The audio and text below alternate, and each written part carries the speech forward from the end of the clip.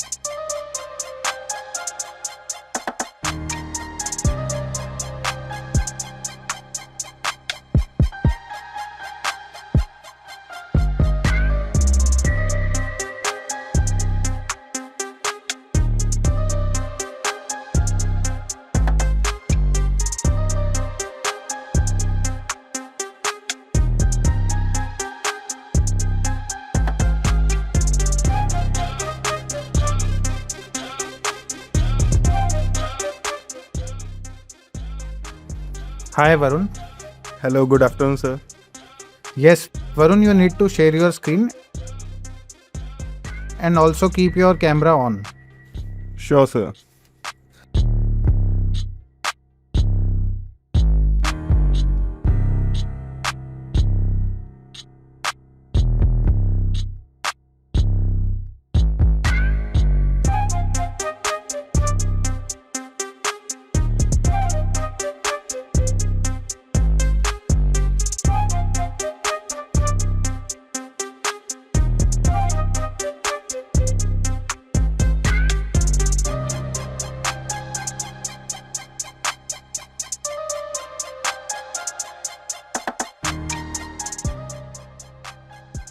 Varun, I can see your screen, but your camera is off. Sorry, sir. Currently, in my device, camera is not supported while sharing the screen.